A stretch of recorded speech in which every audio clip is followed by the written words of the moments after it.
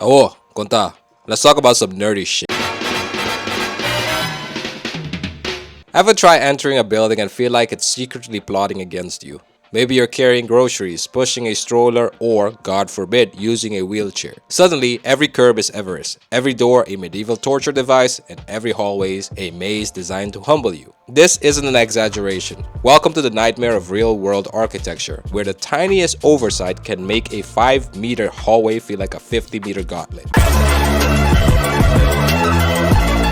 Accessibility. Why buildings shouldn't be this hard to use. In the Netherlands, the law decided we've had enough of buildings actively trying to ruin lives. Since 2016, the focus has shifted to integral accessibility, or integrale toegankelijkheid. The idea is simple. A building should work for everyone. From the moment you park your car to the moment you somehow survive using the bathroom. It's a chain, a weak link anywhere, and your trip turns into a tragic comedy. If the train station is accessible but the sidewalk to the office isn't, the chain is broken. If the building has a lift but the entrance has a giant threshold, the chain is broken. If you can enter the building but can't turn around once inside, you guessed it, broken chain.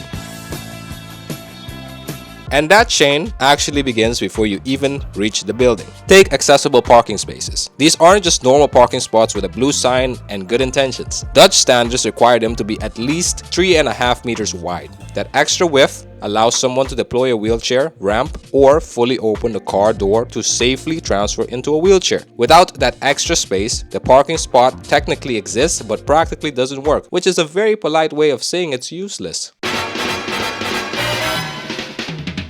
But getting to the building is only half the battle. One of the most surprisingly important changes in Dutch accessibility rules is the 20mm threshold rule. For decades, developers insisted that a 2cm lip at a doorway was basically flat, which is true if you're walking and not thinking about it. But if you're using a wheelchair, a walker, or even pushing a heavy stroller, fat babies, those 2cm might as well be a medieval castle wall. Because of this, regulations now require that all new Dutch homes must provide level access to balconies and terraces.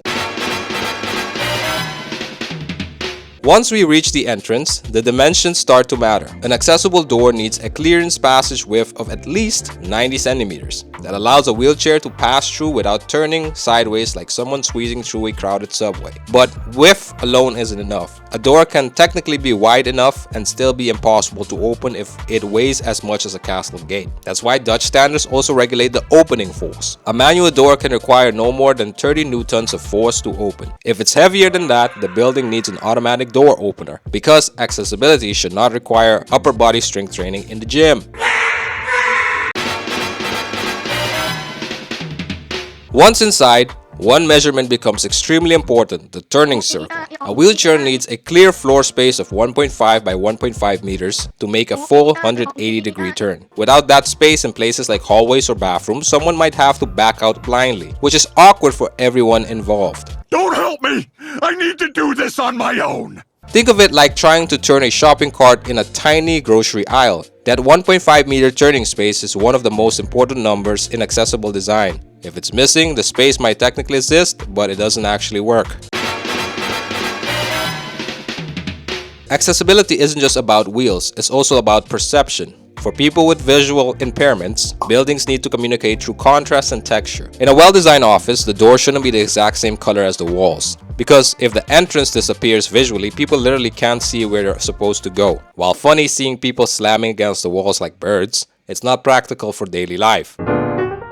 High visual contrast makes entrances visible even for people with very low vision. On the floor, you also have tactile paving. These textured tiles aren't random bumps. The long ribs indicate a walking direction. The studded tiles signal a decision point or hazard, like the edge of a staircase. So the building is essentially sending signals through the ground, which is surprisingly effective and slightly cooler than it sounds. Speaking of stairs, even the handrails follow strict rules. They must extend 30 centimeters beyond the top and bottom of the stairs. That extra length allows someone to stabilize themselves before stepping onto or off the stairs. It's a small detail that prevents a lot of accidents.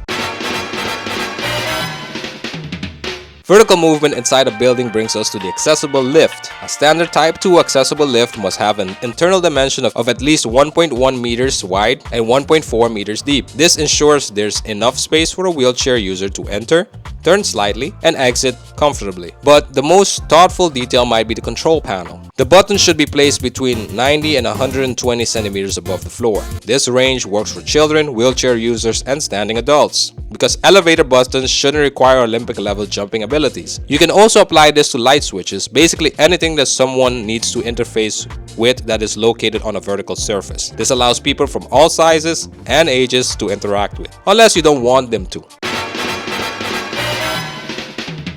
The final and often most complicated link in the accessibility chain is the integral accessible toilet. This isn't just a larger bathroom. The toilet seat height must be 46 to 48 centimeters, allowing someone to transfer from a wheelchair seat more easily. There also needs to be 90 centimeters of free space on at least one side of the toilet, so a wheelchair can be positioned next to it. And the foldable grab bars, called opklapbare beugels, must be strong enough to support the full weight of an adult. Yes, even the bathroom is carefully engineered. The beauty of these strict measurements benefits everyone. When you build a ramp with a gentle slope of 1 to 20, you're designing it for wheelchair users, but it quietly makes life easier for everyone. Accessibility rarely helps just one group. By following the BBL and the accessibility guidelines, we aren't just building to satisfy regulations. All of these ridiculous numbers, door widths, ramp slopes, turning radii, toilet heights, they're not arbitrary.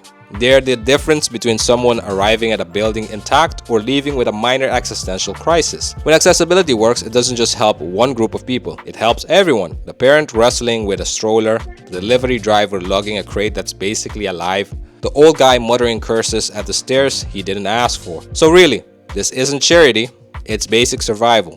It's common sense dressed up in building codes. Accessibility. Why buildings shouldn't be this hard to use. Buildings are hard enough already. We don't need to make the doors, hallways, and toilets harder than they need to be. Bodies change, people age, injuries happen, and sometimes we're just carrying something heavy and suddenly stairs feel like a bad idea. Anyway, I hope you found this video interesting. If you'd like to watch more videos talking about AEC stuff, architecture, engineering, and construction, just check out the channel and thank you for watching. Till next time.